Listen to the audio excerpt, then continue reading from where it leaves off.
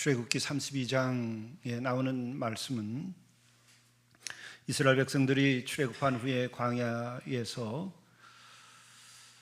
금송아지를 만들어서 그것에 예배하는 사건에 대한 말씀입니다. 이 말씀은 참으로 충격적인 사건이었지만은 그것을 통해서 우리는 굉장히 큰 깨달음과 하나님의 의도, 그리고 또 인간이라고 하는 것이 어떤 것이며 우리 인간의 역사는 어떻게 진행되고 있는가를 대해서 우리가 또한 알게 됩니다.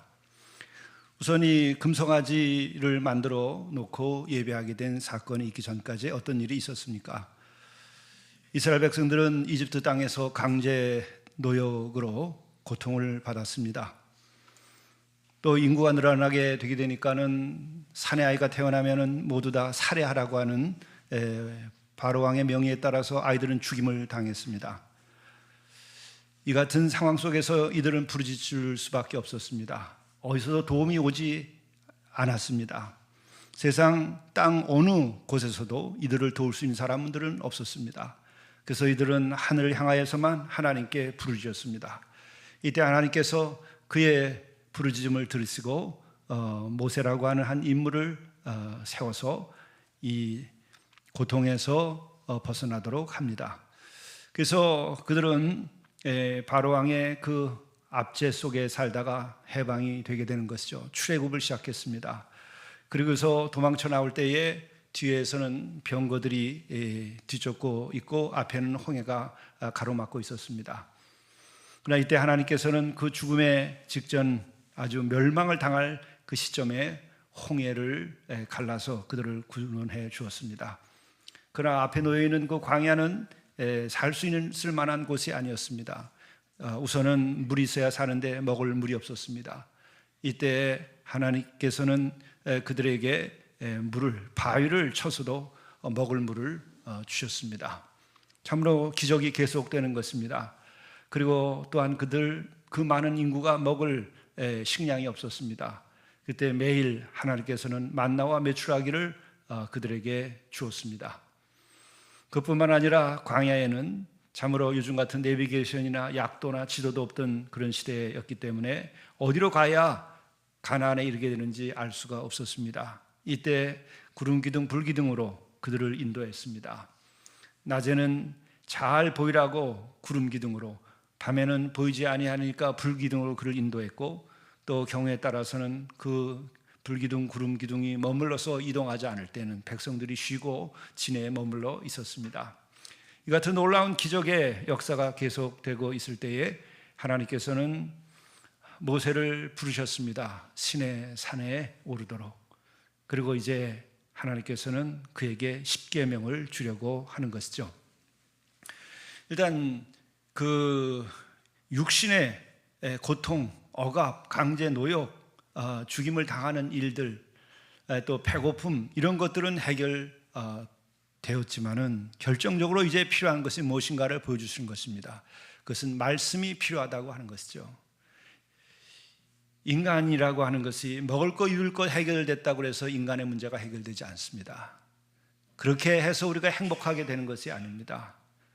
또 외부의 그런 권력에 의해서 억압을 당하고 또 노예살이를 하는 데서 해방됐다고 해서 인간이 진정으로 해방되고 자유롭고 복되고 거룩하게 되는 것이 아닙니다. 결정적으로 필요한 것이 무엇인가? 그것이 바로 하나님의 말씀입니다. 그 말씀의 말씀으로 핵심으로 주신 것이 십계명입니다.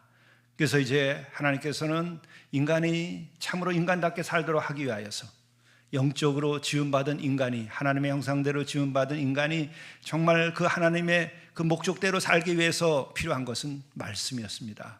그렇기 때문에 가장 간단하고 또 아주 근본적으로 이것은 지켜야 된다고 하는 그 버텀 라인이 되는 그 말씀, 그것을 계명으로 주시고자 했던 것이죠. 그게 십계명입니다.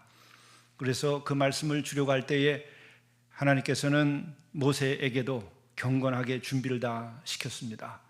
그리고 40일간 그는 시내산에 들어가서 십계명을 받게 됩니다.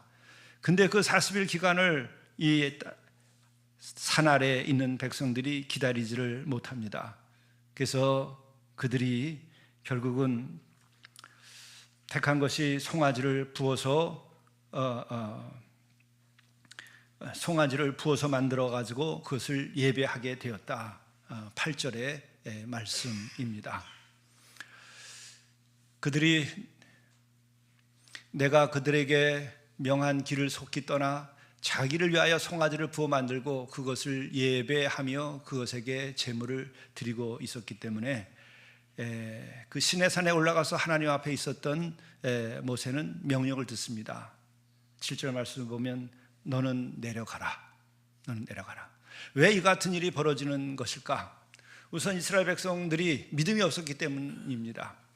믿음이라고 하는 것은 우선 앞날에 대한 믿음입니다. 앞으로 앞날도 하나님께서 책임져 주신다. 또한 지금 이 순간도 책임져 주신다 하는 것이죠. 그리고 또한 믿음이라고 하는 것은 항상 나의 부족에도 불구하고 하나님께서는 나와 함께 하신다는 것을 믿는 것입니다. 그래서 너무나 쉬우면서도 너무나 어려워요. 내 처지를 생각하게 되면은, 그걸 근거로 하게 되면은 참으로 불안하고 어렵습니다. 그러나 그런 상황에서도 믿음이라고 하는 것은 하나님이 인도하시는 것이고 전능하신 하나님이 이끌어 주시는 것이고 사랑의 하나님이 함께 하시는 것이기 때문에 나를 근거하지 말고 그분을 근거함으로써 모든 것이 그분의 은혜로 잘 될 것이라고 하는 것을 믿는 게 믿음입니다. 그 믿음이 없으면 우리는 불확실해집니다. 그 믿음이 없으면 우리는 회의에 빠집니다. 그 믿음이 없으면 우리는 흔들립니다. 이스라엘 백성들이 모세가 없는 그 40일 동안에 어떤 일이 벌어졌는가? 불안한 거예요. 앞날이 어떻게 될지 모르는 것입니다. 과거에 이미 그렇게 기적으로 인도해 주었지만 그것은 과거의 일에 지나지 않게 되어버리는 거예요. 또 잊어먹게 되는 것입니다. 우린 매 순간 지금까지 우리가 살아오면서도 그거죠. 앞으로는 어떻게 될까? 그 불안, 그 불확실성, 이것 때문에 우리는 다 흔들립니다. 인간 모두가 다 겪는 영혼의 질병이에요. 믿음이 없으면 우리는 미래에 대하여 불확실성 속에서 우리는 불안에 떨게 되어 있습니다. 두려움을 가지게 되어 있습니다.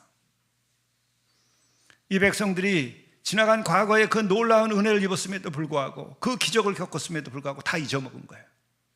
오늘 우리에게도 이것을 돌이켜봐야 돼요.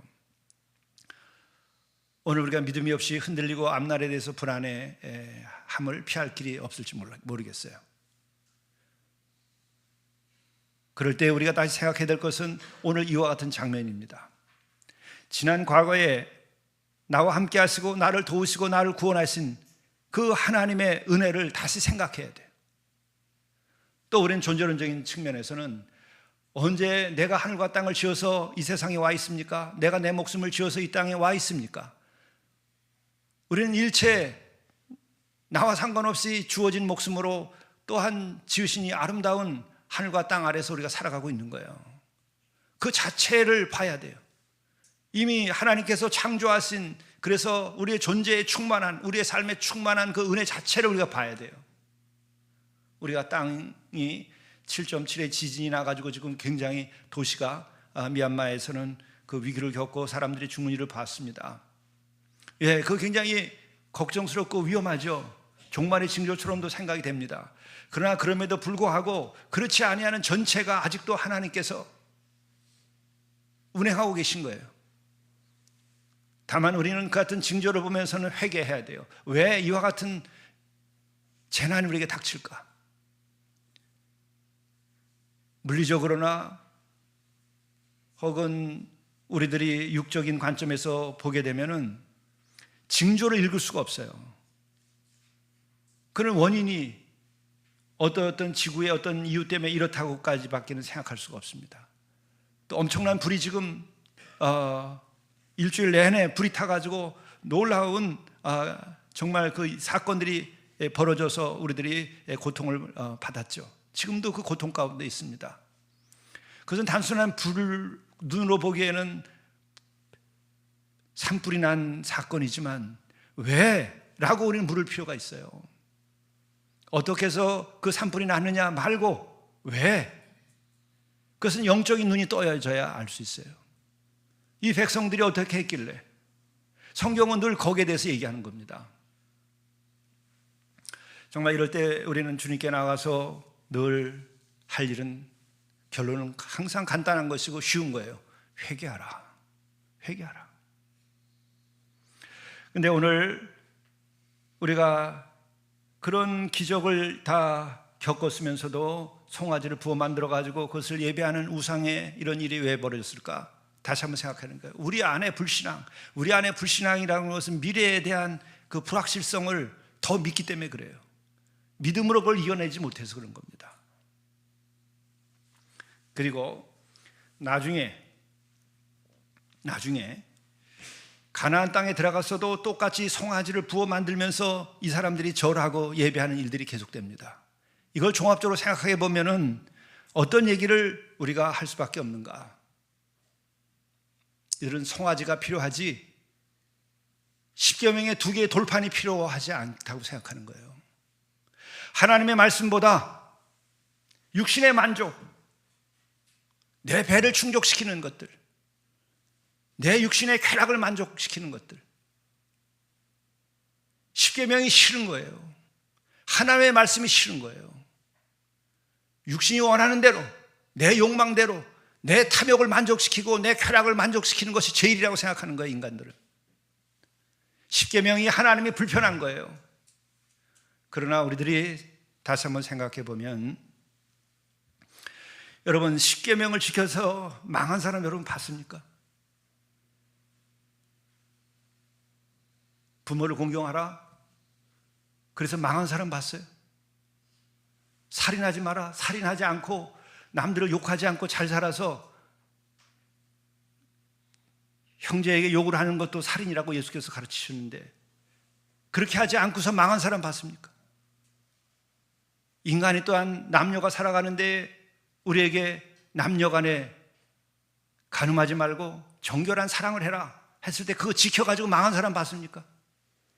도둑질을 하지 마라, 도둑질하지 말고 정직하게 살고 땀 흘려서 일해서 너희들이 먹고 살고, 그리고 도둑질하지 않아서 여러분 망한 사람 봤습니까? 거짓 증거하지 마라, 거짓말하지 않고 거짓 증거하지 않고 사는 사회가 여러분 무너진 사회를 봤습니까? 사회가 마지막 무너질 때는 거짓말하고 거짓 증거로 무너지는 거예요. 왜? 그때 항상 하나님은 심판을 임하세요. 성경을 역사를 보게 되면 성문 앞에서의 정의가 무너질 때에 하나님의 심판이 임했어요. 그 심판은 왕이 최후적으로 하나님께로도 위임받은 권한을 가지고 역사를 지키고 인간 사회를 지키기 위해서 주어지는 거예요. 그게 무너지면 하나님이 개입한 거예요. 그리고 전쟁이 일어나고 그것으로 인하여 지도자들은 다 노예로 붙잡혀가고 끌려갔어요. 종교 지도자들도 다 끌려가고 포로가 됐어요. 우리는 어디까지가 무너지면 마지막인가를 우리가 알아야 돼요. 거짓 증거하지 마라, 그게 10계명이 그렇게 하는 거예요. 너희들 사회를 지키고 너의 가정을 지키고 인간 사회를 정말 하나님 원하시는 공의로운 사회를 만드는데 그 버튼 라인으로 주시는 가르침이에요. 이웃의 것을 탐하지 마라. 이웃의 것을 탐해서 이웃의 것을 사기를 치고 강도짓을 하고 그리고 법까지 만들어가지고 가진 자들 것을 빼앗고, 이렇게 하면은 너희들 인간 세상이 제대로 돌아갈 수가 없다고 하는 것을 십계명이 얘기하는 거예요. 여러분, 참 하나님만을 믿고 안식일에 주일에 온 가족들이 예배드리고 어디 가서 술 먹고 실컷 놀고 만족하는 그것을 하지 않고 온 가족이 그렇게 해서 망한 가정 봤습니까, 여러분? 그렇게 거룩하게 살아가는 그 나라의 백성들이 망한 거 봤습니까? 하나님께서 왜 십계명을 줬는가? 왜 모세에게 불러서 그렇게 은혜로 그 백성들을 이끈 다음에 이들에게 마지막 십계명을 주려고 했는가? 너희들의 삶은 억압에서 해방됐다고 해서 너희들이 행복하게 되고 거룩하게 되고 공의롭게 되는 거 아니다.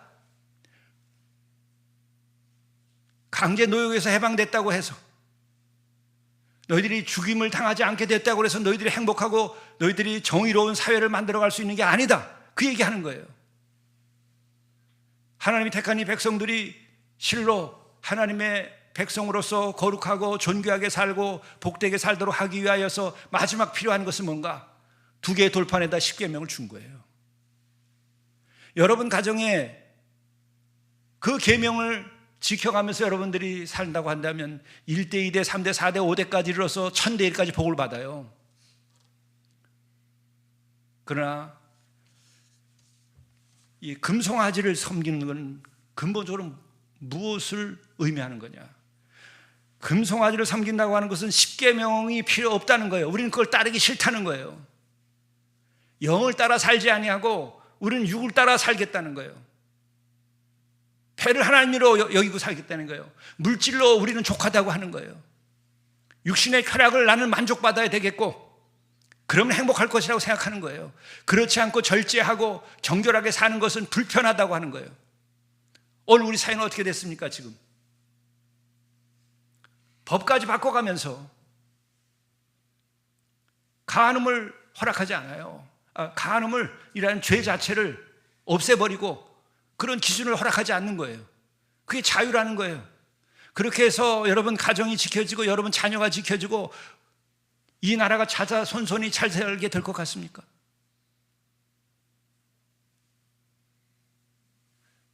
우리가 어려운 시대를 살아왔어요. 60년대에 정말 배가 고파가지고 학교에 가면 늘 도시락 싸오지 않는 애들이 늘 있었어요. 70년대도 일부 그랬습니다. 78년도까지 이 나라에는 보릿고개가 있었어요. 봄이면 굶어 죽는 사람이 있었어요. 78년도에 비로소 통일벼에 의해 가지고 식량 자급자족이 된 나라예요. 5천년 역사에서 처음 있었던 일입니다. 5천년 역사에서 보릿고개가 끝난 게. 그래서 잘 살게 됐어요. 참으로 지금 생각해보면 너무나 미안하기도 한데 80년대 초에 우리는 젊은 그 혈기에 대형 교회를 막 교회를 키우는 것은 욕심스럽게 보이고 자꾸 어려운 교회에서 어려운 사람과 같이 하는 교회가 진짜 교회라고 생각하던 시절이 있었어요. 그때 강남에서 어느 목사님이 목회자 세미나를 대선배께서 하시는데 우리들을 보고 그 얘기를 하시더라고요. 앞으로 자네들이 목회할 때가 되면은 주차장이 있어야 그 교회가 부흥하고 그 예배가 잘 될 것이라고. 우리는 그 얘기 듣고 나오면서 말 같은 소리를 해야지. 이 정권의 아부하는 소리다 그랬어요. 정권의 아부하는 소리다. 마이카 시대가 앞으로 있다고 그때 막 신문에서 떠들고 그러니까 그거 뒷받침해주는 종교가 권력에 아부한다고 그렇게 얘기했어요. 여러분들 오늘 차 타고 오시는데 주차하는데 잘 주차하셨어요? 주차가 불편해서 교회 다니기가 어렵죠. 이렇게 잘 살게 됐어요. 우리는 그때 믿어지지 않았어요. 마이카 시대가 온다는 게. 여러분 젊은 사람들은 이해 못할 거야. MZ세대는 이해 못할 겁니다. 우린 차가 있는 나라에서 살 거라고 생각 못했어요. 근데 지금 어때요? 그때 그래도 한 가족이면 5명, 7명 됐어요. 저희 형제도 6남매. 우리 외가도 보면 다 6남매들이에요. 5남매, 6남매 살았어요. 지금 아이들 못 낳아요. 아이들 안 낳아. 그것만이 아니에요. 혼인을 못 하겠다고 그래요. 그래서 혼인을 안 하고 살아요. 잘 살게 된 거예요. 물질이 이렇게 풍요하게 됐는데 마이카 시대가 왔는데 잘 살게 됐어요. 물질로 말하면 이제 우리 식민 통치를 했던 일본을 우리가 능가했는데 지금 우리가 편안하고 자살은 한 사람도 없고 배고픈 사람 하나도 없고 울며 우울증에 걸리면서 고통받는 사람이 하나도 없고 그런가요? 그 여기잖아요. 나는 오늘 아주 보수적인 얘기를 하는 거예요. 십계명을 이 나라가 지키고 있습니까? 여러분 가정이 십계명을 지키고 있습니까? 우리의 아이들에게 십계명을 가르치고 있습니까? 물어볼 필요가 있어요. 왜 하나님께서는 그렇게 살아가는 백성들 억압받고 고통 가운데 있고 죽임을 당하고 있고 강제 노동을 당하고 있는 그들을 그렇게 기적으로 끌어내놓고서 그냥 그러면 됐다 그리고 더 가나안 땅에 빨리 보내서 더 풍요롭게 먹고 살게 하지 않고 왜 이 신의 산에 여기다 모아놓고 십계명을 줬느냐? 진정한 행복, 진정으로 인간이 인간답게 사는 것, 인간의 사회가 정말 하나님이 지으신 그 목적대로 하나님의 형상대로 지음받은 이들이 서로 사랑하고 거룩하게 살고 인간답게 살고 정말 아름답게 살 수 있는 길이 뭐냐? 요즘 말로 그냥 행복하게, 성공적으로 진짜 행복하게 사는 게 뭐냐를 알려주시는 거예요. 십계명을 빼놓고 여러분의 가정과 우리의 삶이 진정으로 행복해질 수가 있겠는가 한번 생각해 보세요. 여러분의 자녀가 부모님의 말을 듣지 않고 간음을 하고 다녀보세요. 여러분의 가정의 미래는 어떻게 될 것인가? 또 돈이 그렇게 가난한 시절에 그 가난을 극복하고 잘 살게 됐어요. 그러고 났더니 남편이 계속해서 바람 피우고 간음하고 다녀보세요. 그 가정이 더 앞으로도 더 행복하고 더 기쁨이 넘치고 그렇게 될까요? 그렇게 돼야 되죠. 왜 바람 피고 돌아다녀요? 행복을 찾아서 돌아다니는 거예요. 그래서 그 쾌락이 만족돼서 행복해졌나요? 다 망하는 거예요.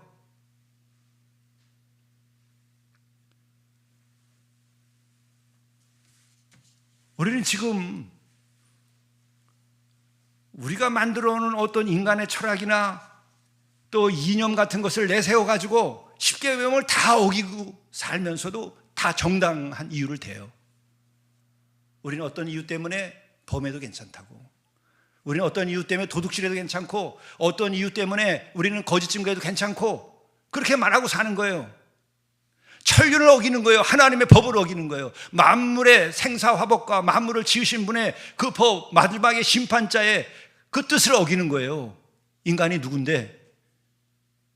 인간이 뭐예요 도대체가? 우리가 도대체 뭐예요? 피조물이고 잠시 있다가 한 뼘뿐인 인생을 살다 가는 거 아니에요?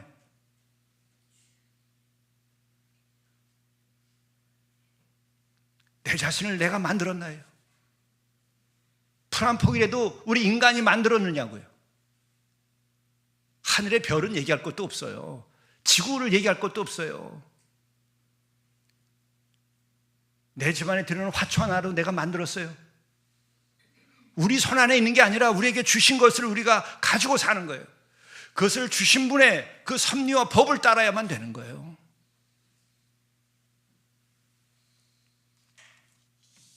이 백성들은 광야에서 지나간 과거의 은혜를 잃어버렸어요. 배은 망덕이에요. 그것이 망하는 길입니다.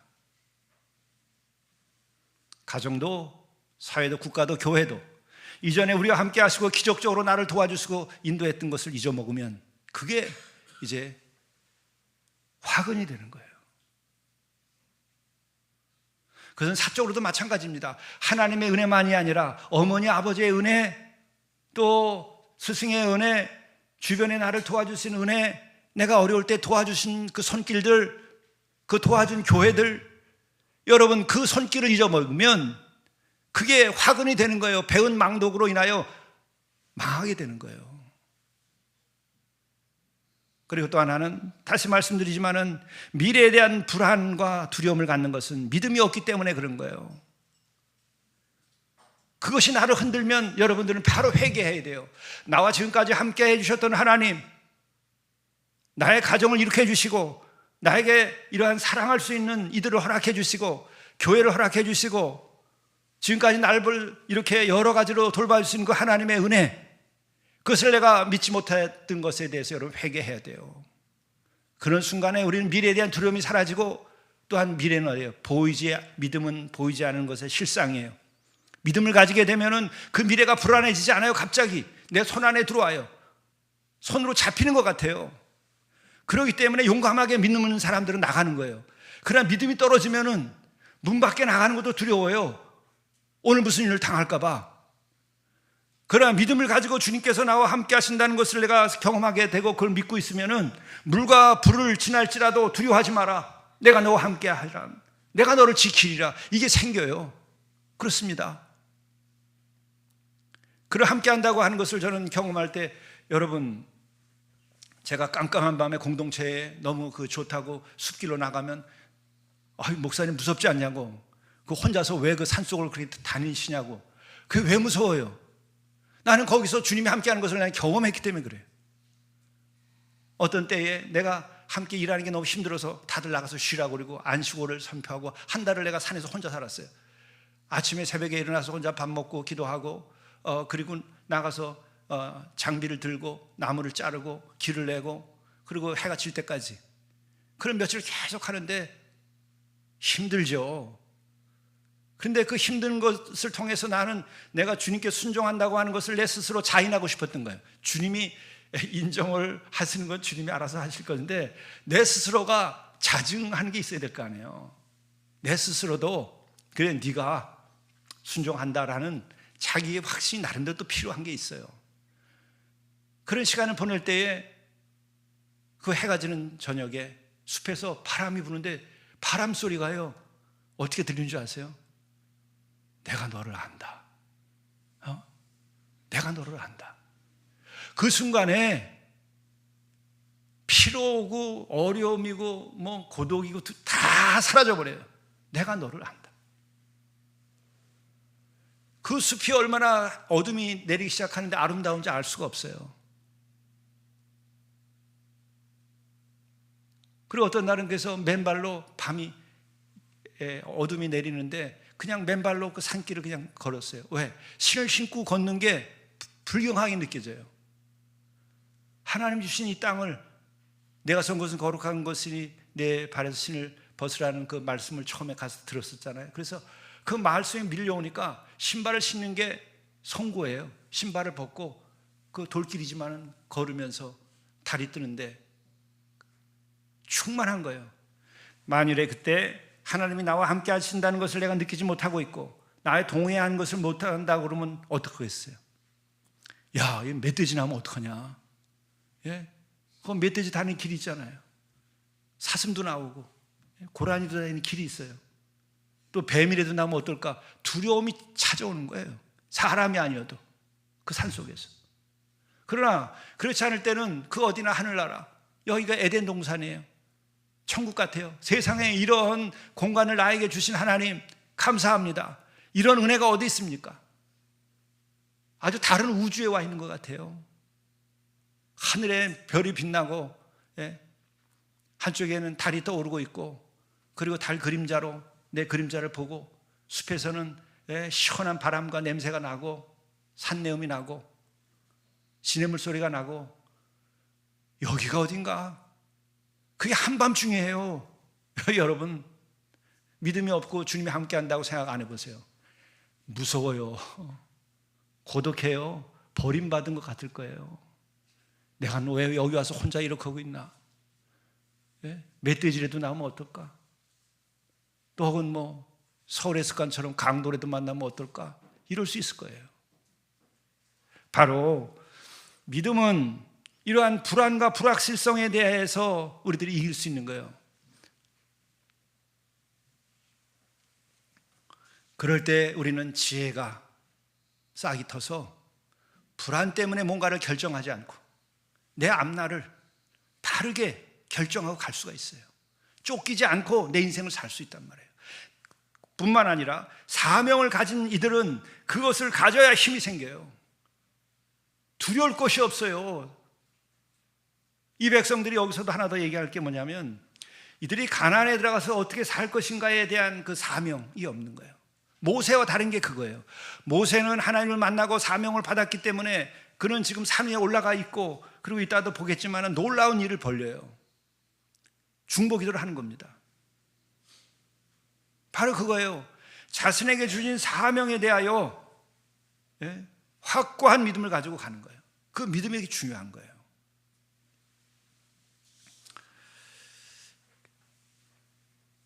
자, 하나님께서 내 백성이 부패하였다. 너 빨리 내려가 봐라. 이렇게 얘기하시는 거예요. 다시 한번 정리하자면 부패했다는 것은 바로 육이 영을 먹어버렸다는 걸 말하는 거예요. 육이 영을 삼켜버린 거예요.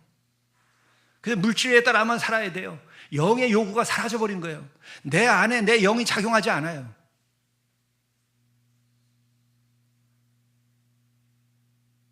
그래서 그들은 결국 십계명보다는 송아지를 택하고 바알신을 택하고 물질을 택해버린 거죠. 이때에 여호와께서 말씀하십니다. 9절 말씀을 보면 여호와께서 또 모세에게 이르시되 내가 이 백성을 보니 목이 뻣뻣한 백성이로다. 교만한 백성, 불순종하는 백성, 아주 고집스러운 백성. 왜 이렇게 사람이 영적으로 교만해지고 불순종하고 그렇게 하나님을 대항하는 고집스러운 일이 될까? 이 말씀드리는 거예요. 육이 영을 삼키면 그냥 그렇게 돼버려요. 간단해요. 은혜 받은 성도들도 나중에 그렇게 예전에는 주님의 사랑을 실천하기 위하여 그렇게 헌신하고 또 말씀에 순종하며 그렇게 살려고 하다가 어느 세월이 지나가 보면 아주 교만하고 불순종하는 경우들이 생겨요. 그것은 뭔가? 영보다는 육이 그를 삼켜버리기 때문에 그러는 거예요. 그래서 영이 늘 깨어 있어야 돼요. 그래야 말씀을 내가 듣고 말씀에서 그 기쁨과 은혜를 누리고 말씀에서 힘을 얻고 또 그렇게 되면은 더 주님을 사랑하게 되고 우리들이 거룩하게 살아가게 되지요. 아주 간단한 거예요. 그게 없어져 버리면 목이 뻣뻣한 백성들. 내 자신이 이렇게 되는 거예요. 그건 목회의 길도 마찬가지입니다. 긴 세월 저도 40여 년 목회하면서 그런 변화가 있어요. 또 그런 시험이 들 때가 있어요. 그건 언제인가? 바로 내가 영에 의해서 목회를 하고 영에 의해서 이것을 보지 않고 육적으로 계산하는 거예요. 그리고 물질에 의해서 모든 것을 판단하고 예산이 없으니까 못하고 당연히 이건 사랑을 실천해야 되고 이것은 교육을 위해서 지불해야 되고 뭘 해야 되는데 계산을 하니까 이건 안 된다. 그래서 거기 멈춰버리면요 그때부터 뻣뻣해져요. 실제로 마음도 뻣뻣해지고요 좀 지나보면은 사랑이 식고 그러되면 굳어져요. 그러면 동시에 은혜도 사라지고 나도 교만에 빠져요. 이상한 거예요. 근데 이번에도 우리 교회 공동체의 현실을 보면 지금 암으로 사기까지 돼가지고 어려움을 겪고 있다고. 그리고 그런데 우리 공동체는 한번 와보고 싶다고 그러고, 근데 그를 받아들이려고 생각을 하니까 뭐 응급 상황이 벌어지면 어떻게 할까? 제가 암으로 이제 생을 마친 여러 분들을 그 보낸 일들이 있잖아요. 그런 과정도 봐왔고, 그러니까 그거 보는 것도 참 쉽지 않은 일이에요. 그리고 또 하나는 그런 응급 상황이 있을 때 어떻게 돌봐줄 수 있을까? 그러니까 계산을 하게 되면 현실적으로 또 우리 다른 형제들도 그들을 돌봐줘야 되잖아요. 내가 없는 동안에도 그렇고 같이 지내도 그렇고. 근데 할 일은 또 봄이 오고 많고 또 공간도 더 여유가 있어야 되는데 또 그렇지도 않고. 그러니까 현실을 따지니까 이게 어려워지는 거예요. 문이 닫히는 거예요. 그러고 있다가 제가 기도를 하고 하루를 더 하는데 그럼 인도하심이 있는 거예요. 그건 너의 생각이지. 지금까지 여기까지 해올 때에 내 계산으로 해서 했다 그러면 할 수 있는 게 아무것도 없었어요. 여러분들 다 아시잖아요. 우리 무슨 능력으로 거기까지 갑니까? 그래서 제가 기도하던 게 생각이 났어요. 주님, 여기를 정말 평화의 일, 주님의 그리스도의 평화를 이루어가는 것이 되게 하려면 우리가 지금 어려운 이웃들 가운데 특별히 조선족으로 지내다 오셨던 분들도 자활하고 고향을도 보내드렸는데 탈북한 이들 가운데에서 우리가 그들을 돕고 또 먼 훗날 평화를 위해서도 또 북한 선교를 위해서도 그렇고 우리가 그 일을 감당해야 되지 않는가. 그래서 제가 기도를 시작한 지 얼마 안 됐어요. 그 두 분만 내가 보내주면 내가 주님 시작하겠습니다. 근데 한 분이 생각지 않게 다른 어떤 권사님 그 복지 일을 탈북한 이들을 돕는 복지사께서 연락을 한 거예요. 그래서 물어보니까는 처음 보낸 분이 암 4기라는 거예요. 그러니까 제가 이걸 어떻게 감당합니까? 그랬는데 주님이 감당한다. 그 생각이 드는 거예요. 나는 감당하지 못하지만 주님이 세운 공동체고 주님이 역사하시면 된다. 나도 암이라고 그랬는데 멀쩡하니 10년 동안 아무 다른 약도 안 먹고 그때 다 돼가지고 그 이전보다도 더 모든 게 정상으로 다 됐는데, 하나님이 기적을 보이시면 되는 것이다. 홍해를 가르치는 하나님이 우리의 인생에 홍해도 가르고 치유하실 수 있다. 나는 못하지만. 그래서 제가 김 선수한테 어렵다는 얘기를 전했다가, 내가 아침에 갈 테니까 들으라고 그러셔라. 그래서 아침에 제가 새벽기도 마치고 내려가서 만난 거예요. 여전히 제 능력으로는 안 되고 우리 능력이 안 될 수 있어요. 또 본인 능력으로도 안 될 수 있어요. 그러나 오늘 출애굽의 하나님이 그들을 그 강제 노역과 죽음에서 구원하시고 홍해에서 구원해내시고 그들에게 만나와 메추라를 주신 그 하나님께서 함께 하시면 난 되리라고 믿어요. 또 예수께서 함께 하시면 그 어떤 질병 속에 있을지라도 그들을 다 구원하시고, 또 하나, 우리의 삶이 여기서 끝난다 하더라도 구원받고 그것은 영원한 나라, 하나님 나라가 있는 거예요. 그러니까 그것은 내가 걱정할 것이 아니에요. 본인만이 예수 그리스도를 영접하고 새로워지면 오늘 더 사명을 주시면 오랫동안 더 사명을 감당하는 것이고, 또한 그렇지 아니하면은 영원한 나라에 갈 수 있는 거예요. 중요한 것은 그 영혼의 문제다. 그런 확신을 가지고서 제가 만났는데 너무나 기대가 돼요. 저는 하나님의 역사하심이 어떻게 될 건지.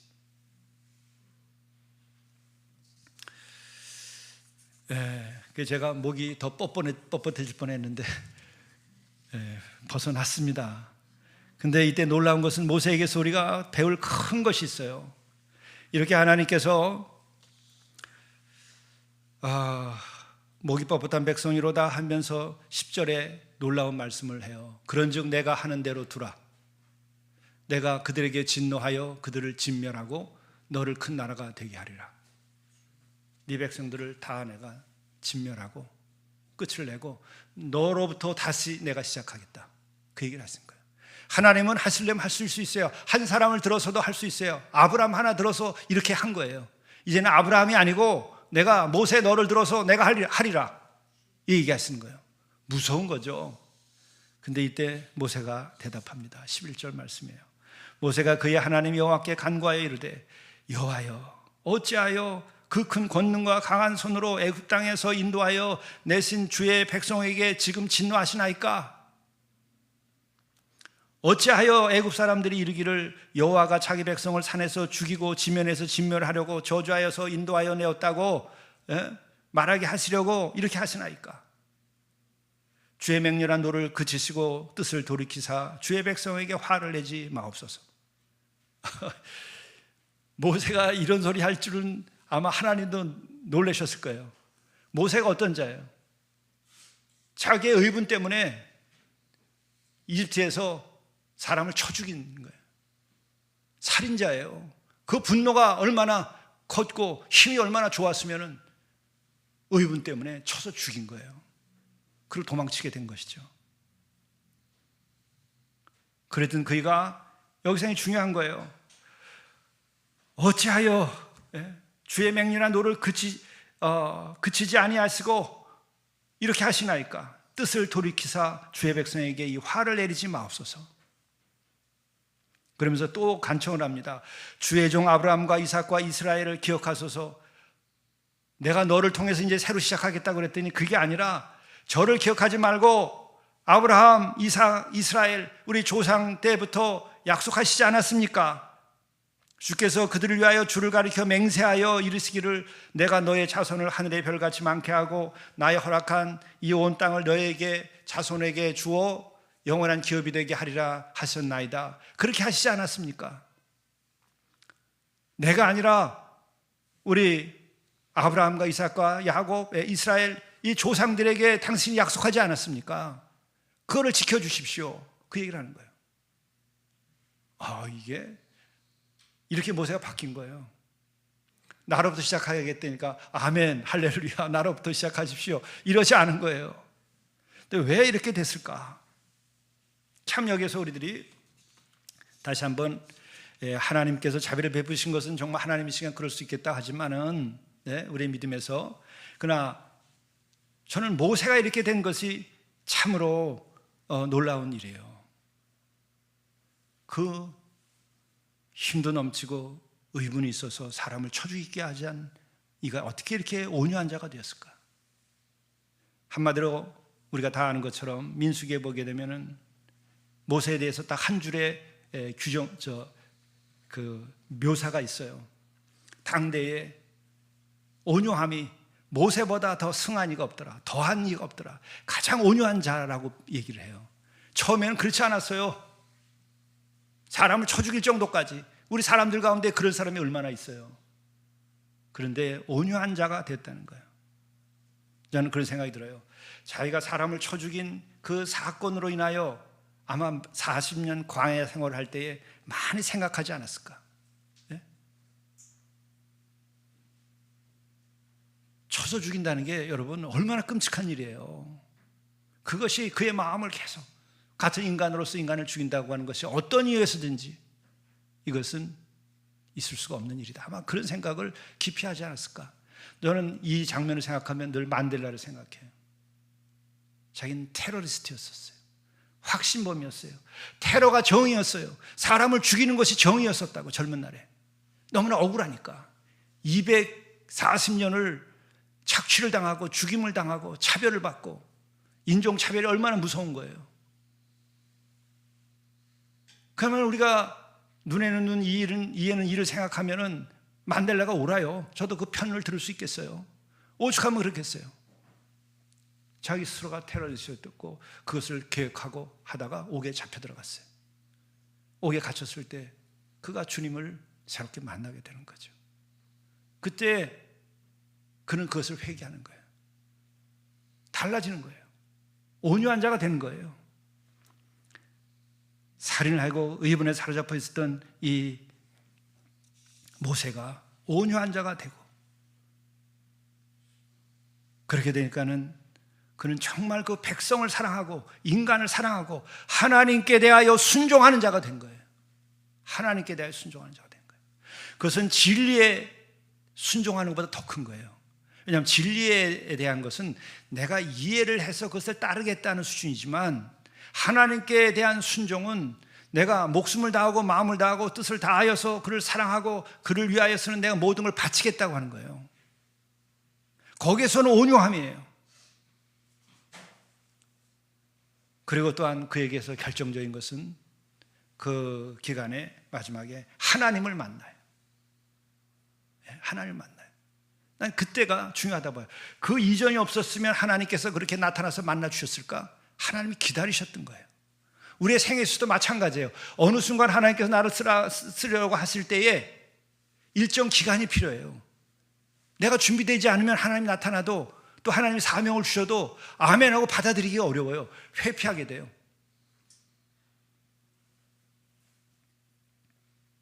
그리고 또 하나, 마지막으로 인간적으로 생각해 보게 되면 이 온유함과 이렇게 백성을 사랑하게 된 그 배경에는 40년 동안 모세가 한 게 뭐예요? 장이 이드로의 종노릇한 거예요. 여러분, 40년 종노릇한 거예요. 왕자로 이집트에서 왕권 아래 그렇게 권세를 부리던 인물이 광야에서 양이나 치우면서 종살이 한 거예요. 내 양도 아닙니다. 그냥 그거 양 쳐주고 밥 얻어먹는 거예요. 내 자신에서 벗어나는 거예요. 그리고 미래도 없어요. 오직 하늘밖에 없는 거예요. 하늘에는 밤마다 별이 뜨고, 예? 세상을 다 잊어버리고 세상 것을 다 잊어버리게 되는 거예요. 오직 하나님만이 그에게 나타나고 자기 해야 될 사명만 있는 거예요. 거기에서 40년을 보냈으니까 이가 얼마나 정화가 됐겠어요. 얼마나 이가 온유한 자가 되었겠어요. 그러나 자기 백성들을 이걸 놓고서 얘기하는 거예요. 어찌하여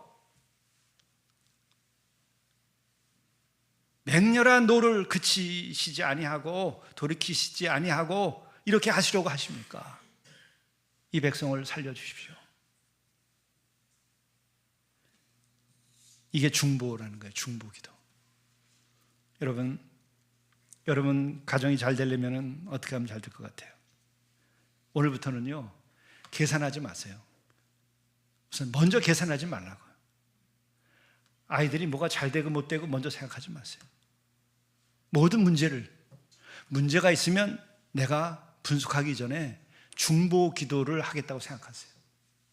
그 일이 사업에 대한 일, 직장에 대한 일, 아니면 자녀에 대한 일, 남편에 대한 일, 아내에 대한 일, 또 집안의 어떤 일, 뭐래도 그 문제가 옳다 그르다고 생각하지 마세요.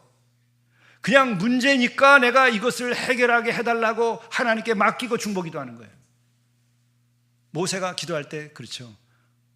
백성이 옳다 그러다가 아니에요. 그런 거예요, 이게.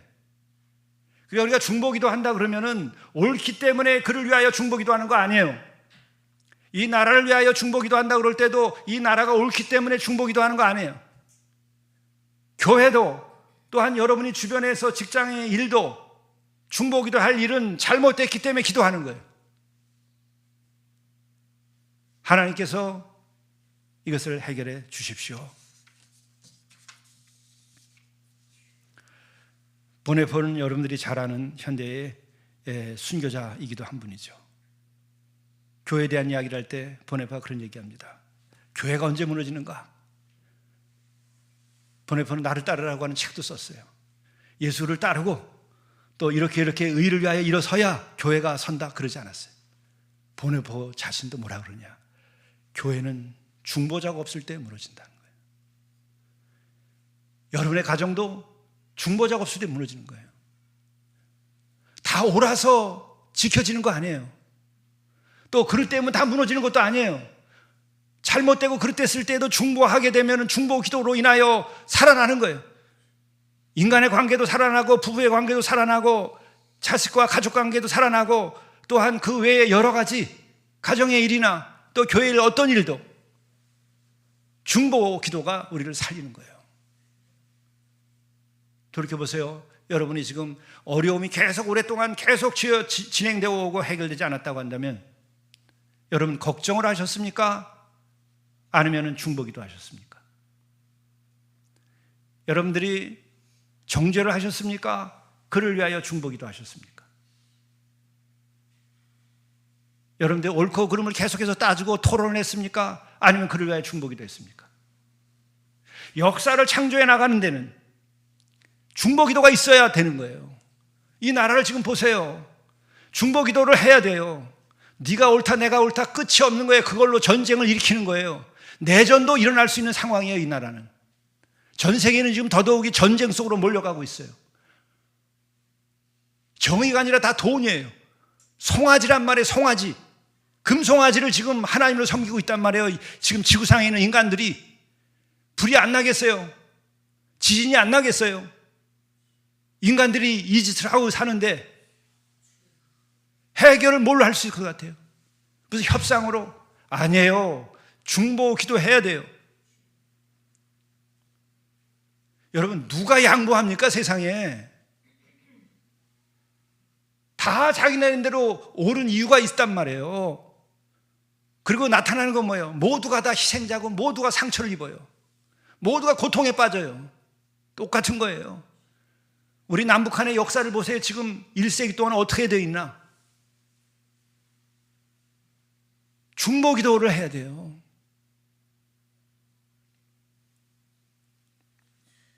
보네폴은 또 그렇게 얘기해요. 진중한 그 공동체의 지도자는 누구인가? 죄 많은 공동체를 위해서 하나님께 엎드릴 수 있는 자가 진정한 지도자라는 거예요. 나 잘났다고 나를 따라오라는 거 쉬워요. 그건 소대장이면 다 할 수 있어요.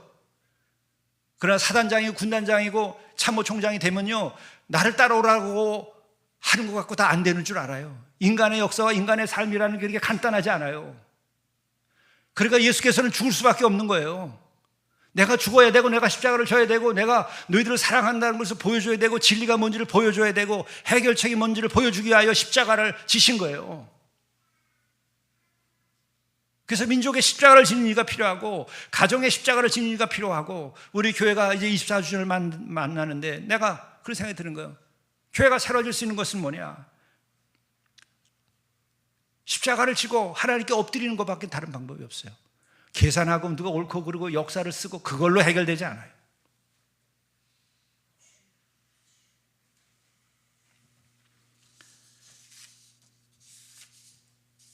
그리고 그렇게 모든 중보 기도는 죄인을 위한 기도예요. 모든 중보 기도는 그 모순과 해결될 수 없는 인간의 문제를 위하여 기도하는 거예요. 그리고 또 하나 다른 면은 주의 종과 사명자를 위해서 중보 기도하는 거예요. 그 사명을 받은 사람을 위하여 중보 기도를 해야 되는 거예요. 제가 아침에도 그 얘기를 드렸는데, 제가 CGN TV 20주년 기념 기도회 좀 오라 해서 제가, 그거는 또 신세를 진 게 많아서 제가 갔어요.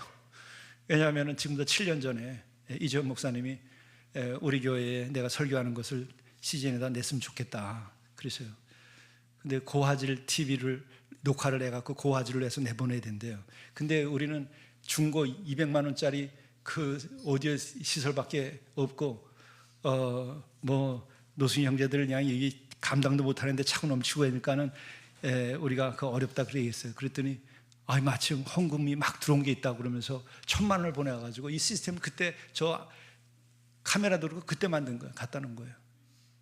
다른 데는 그렇게 설교를 내보내면요, 기독교 방송국인데도 1년에 몇 천만 원은 헌금해야 돼요. 근데 1,000만 원씩 갖다 주면서 녹화해가지고 보내달라는 거예요. 그게 20년 됐는데 지금 내가 어느 장로님이 그날 얘기하시는데 평균 1년에 150억씩 들어가니까 20년이니까 3천억 원 된대요. 이거를 건물로 지면 얼마나 큰 교회를 짓겠느냐 그거예요. 근데 그걸 안 했다는 거예요. 그리고 더 놀라운 건 뭐냐면은 광고도 내보내지 않고 설교자에게서 돈도 받지 않으면서 20년을 이렇게 전 세계에, 지구촌 전체에 복음의 방송을 내보내는 거예요. 이거 자체가 기적이라는 거예요. 기적이죠. 그게 어떻게 가능합니까? 제가 여기 기독교 방송국 그거 할 때도 1시간 제가 강연을 50분짜리죠. 그거 하는데 저 말고 다른 교회에서 한 7천만 원씩 내줬어요. 큰 교회에서 강연을 내가 하고. 그래야 그 1시간씩 시간을 내서, 왜 그거 하지 않으면 그 기독교 방송국이 운영이 안 되니까. 근데 여기는 그거를 안 해요. 그거 왜 안 하냐 그랬더니, 그러면은 그 설교를 내보낼 때에 큰 교회, 돈 있는 교회밖에 더 이거 쓰지 않겠느냐. 우리는 그 기준은 자체가 복음적이지 않다. 그리고 일대 목사님이 세울 때 그렇게 안 하기로 하고 세웠다는 거예요. 이게 어떻게 운영되냐. 그리고 끝으로 놀라운 것은 그예요.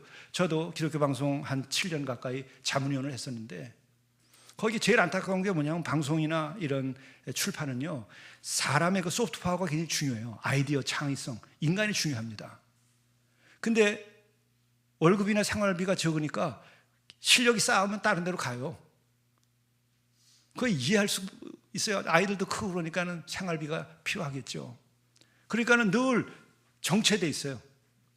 더 실력이 좋아야지 이게 더 잘 되죠. 근데요, 20주년에 12명이 20년 이상을 근속을 했어요. 그 박봉으로 생활을 하면서 이게 어떻게 가능하겠냐. 믿음이 있기 때문에. 그리고 저는 그렇게 생각해요. 그 박봉 가지고 못했을 거예요.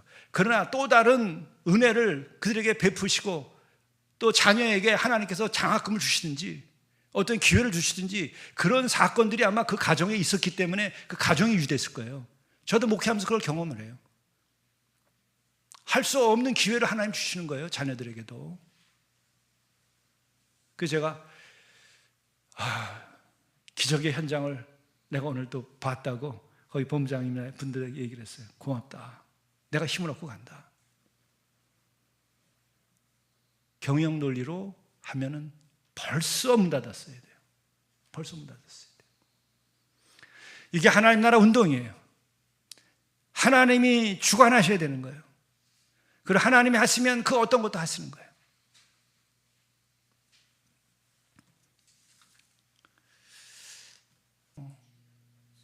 출애굽에서 이게 진행되는 게 하나님이 하시고 하나님이 역사하신 것이지, 이 민족이 오늘 여기까지 이렇게 잘 살게 되고 이렇게 놀라운 기적이 일어난 거 전 세계 역사에 없는 일이 벌어졌는데 지금에 와서 하나님을 모르고,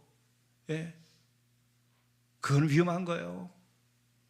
우리가 하나님이 역사하실 때 여러분의 문제나 또 오늘 이 시대의 문제나 우리들의 갈등과 고통과 우리는 지금 장래를 내다볼 때 너무도 암담하게 느껴지지만 하나님 나라, 하나님이 역사하시고 하나님의 나라 운동을 우리가 새벽 기도 때 계속 얘기하는 거예요. 하나님 나라 운동하러 예수께서 오셨는데 하나님 나라 운동은 뭐냐? 회개 운동이다. 그리고 회개한 이들이 바로 하나님의 통치가 그의 마음에 임하고 권능이 임하여서 그들이 이 세상을 섬기고 변화시키는 것이다. 그 회개 운동이 시작돼야 돼요.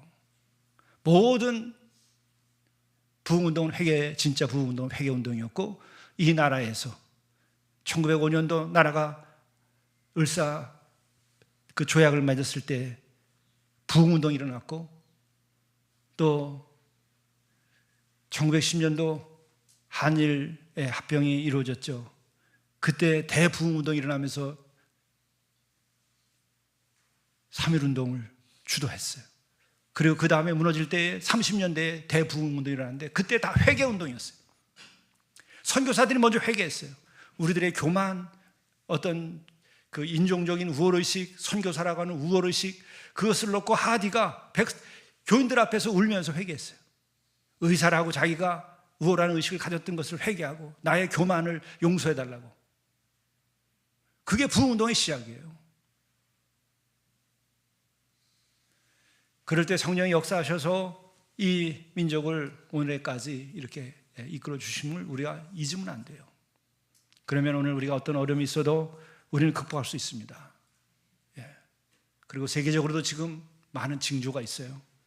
이 인류가 회개운동을 하고 하나님의 통치를 우리가 받아들여야 되고, 그래야 진정한 평화운동을 하게 되고, 그리고 우리가 하나님이 원하시는 대로, 인간이 하나님의 형상대로 지음받은 대로 우리들이 평화롭게 아름답게 살 수 있어요. 그것을 믿습니다. 중보 기도를 할 때에 여호와께서 뜻을 돌이켜서 백성에게 화를 내리시지 아니함 같이 이 땅에 주를 먼저 알고 믿는 이들이 중보 기도를 하게 하시옵소서. 가정을 위해서, 나라를 위하여, 교회를 위하여, 이 시대를 위하여 우리가 모세와 같은 겸손한 마음으로 참으로 진정 하나님의 그 권능을 믿고 중보 기도하게 하시고, 또한 우리들이 우리의 주어진 사명을 위하여 기도하게 하시고, 사명자들을 위하여 중보 기도하게 하시고, 우리가 그 사명을 방해하는 모든 자들을 물리쳐 이기고 변화시킬 수 있도록 주님 우리의 길을 인도하여 주시옵소서. 우리의 민족이 겪는 지금 여러 가지 장애가 너무나 많습니다. 남과 북이 다 송아지를 지금 만들어 놓고 그것을 따르고 있습니다. 십계명을 따르게 하시고 하나님의 그 능력을 따르게 하시고 하나님의 통치를 따를 수 있도록 인도하여 주옵소서. 서로가 70번씩 7번이라도 용서하고 화해하고 십자가의 사랑으로 오늘의 이 어려움과 고통과 난국을 이겨나갈 수 있도록 인도하여 주옵소서. 예수 그리스도의 이름으로 간절히 기도드리옵나이다. 아멘.